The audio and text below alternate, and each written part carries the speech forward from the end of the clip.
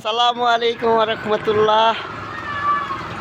আজকে এই ছোট ভিডিওটার আসার উদ্দেশ্য, আমরা আমার বন্ধু ছোটোবেলার আমরা ক্লাসমেট। আসলে বর্তমানে যে অবস্থা, আজকে 11 মাস আমার চাকরি নাই। গার্মেন্টস ফ্যাক্টরি বন্ধ হয়েছে। বিগত 15 দিনে 20-25টা গার্মেন্টস বন্ধ হয়ে গেছে বিভিন্ন জায়গায়। কোনো গার্মেন্টস সেক্টরে আমি একজন মোটর ইঞ্জিনিয়ার হইয়া সুযোগ সুবিধা পাচ্ছি না, চাকরি নাই। এই জন্য আমার সংসার নিয়ে আমার চলাটা এত কষ্ট হচ্ছে, কল্পনার বাইরে। কিন্তু আজকে আমার মতো একজন কর্মঠ মানুষ যখন বেকার হয়ে যায় বাংলাদেশে, আমার চেয়ে আরও যারা অদক্ষ, মনে করেন দেখা গেছে যে কাজকর্ম জানে না, বুঝে না, তাদের কি হাল। এই দেশের মধ্যে দারিদ্র্যর হার অনেক নিচে চলে এসেছে, মানুষের বেকারত্ব বেড়ে গেছে, মানুষের পকেটে টাকা নাই। আমার মতো ব্যক্তির যদি টাকা না থাকে, কষ্টে থাকি, তাহলে আমার চেয়ে আরও নিম্ন শ্রেণী যারা একেবারে অসহায়, তাদের কি হাল, এটা আপনারা বুঝে নেবেন। আমি মনে করি এই বাংলাদেশটা এখন এমন একটা পর্যায়ে গেছে, আপনার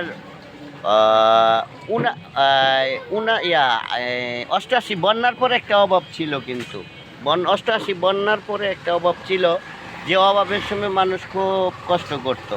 এখন কিন্তু দিন দিন এরকম হয়ে যাচ্ছে, মানুষের অভাব ঘর দুয়ারে দাঁড়াইছে, মানুষ এখন ঠিক মতো খাইতে পারছে না, বাজার করতে পারছে না, বিভিন্ন জায়গায় ছিনতাই, ডাকাতি, রাহাজানি ইয়ং জেনারেশনরা বিশেষ করে করতেছে, কারণ তাদের পকেটে টাকা নাই।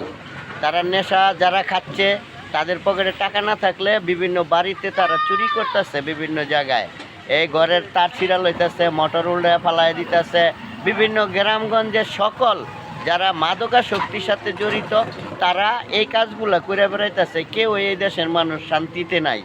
আমরা শান্তি চাই, আমরা এই দেশকে সুন্দর মতো গঠিত করার জন্য আবার ভালো একটা সরকার চাই, যে সরকার আমাদের দেশটাকে সুন্দর মতো পরিচালনা করবে।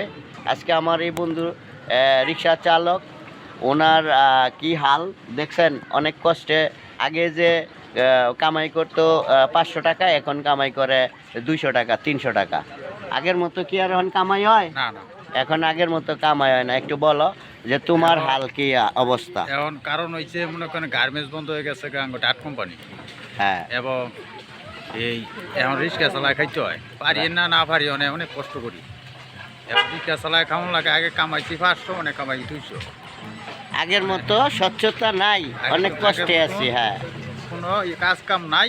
এখন মানুষ আমাদের ভালো একটা সরকার প্রয়োজন।